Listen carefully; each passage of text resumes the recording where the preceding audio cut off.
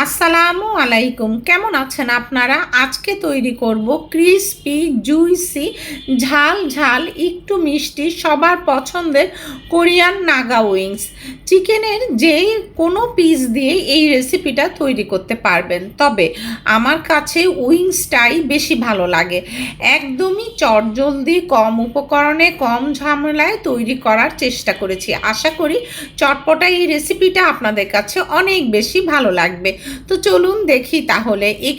এখানে আমি স্কিন সহ 1 কেজি চিকেন উইংস নিয়ে নিয়েছি, ভালো করে পরিষ্কার করে ধুয়ে নিয়েছি।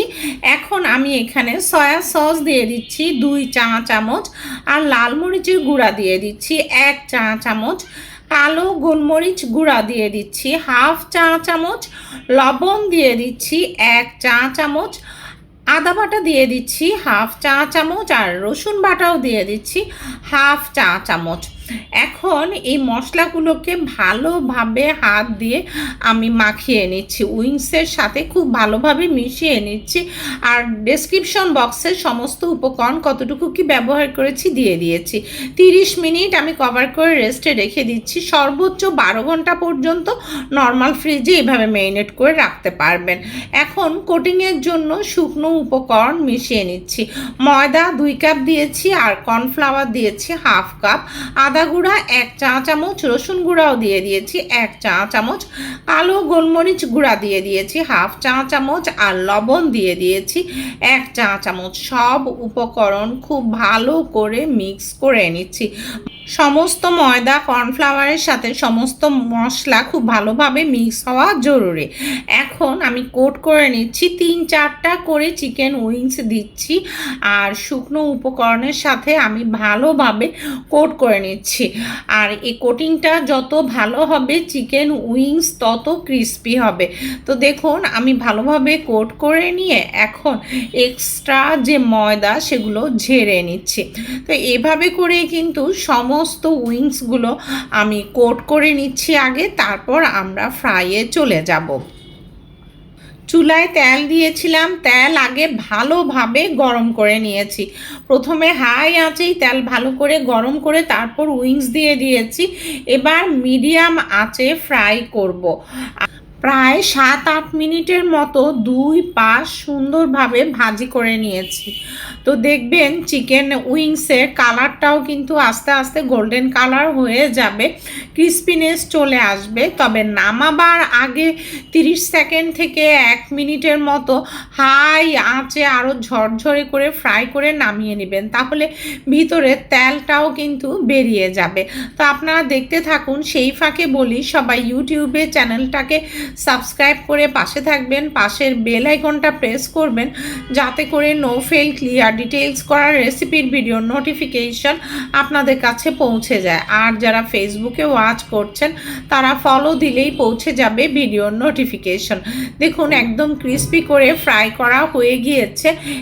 এখন আমি প্যানে 3 টেবিল চামচ বাটার মেল্ট করে নিচ্ছি, আর বাটার গরমও হয়ে গিয়েছে।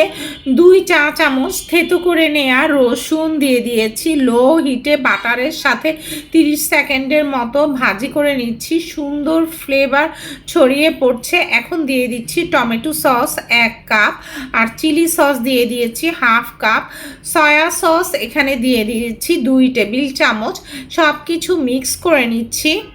এখন চুলার আগুনের আঁচ একদম লো হিটে থাকবে, আর অনবরত নেড়ে নেড়ে মিক্স করেছি। এখানে আমি মধু দিয়ে দিচ্ছি 2 টেবিল চামচ, মধু না থাকলে চিনি দিতে পারেন, আর লেবুর রস দিয়ে দিয়েছি 2 চা চামচ। আবার মিক্স করে নিলাম। আর বোম্বাই মরিচ বা নাগা মরিচ বাটা আমি এখানে দিয়ে দিলাম, যে যতটা পরিমাণ ঝাল খেতে পারেন।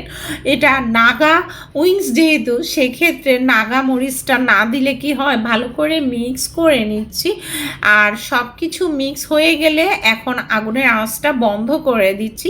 আর নাগা মরিচটা ভালোভাবেই সসের সাথে মিক্স হয়ে গিয়েছে। নাগা মরিচের টেস্ট এবং মানে ঝাল এবং ফ্লেভার দুটোই চলে এসেছে। তো এখন আমি ভালোভাবে মিক্স করে নিচ্ছি চিকেন উইংসটা। অবশ্যই আগুনের আঁচটা বন্ধ রাখাই ভালো, তাহলে এই যে সসগুলো শুকিয়ে যায় না, অথবা আপনারা আগুনের আঁচ একদম কমিয়ে রাখতে পারেন।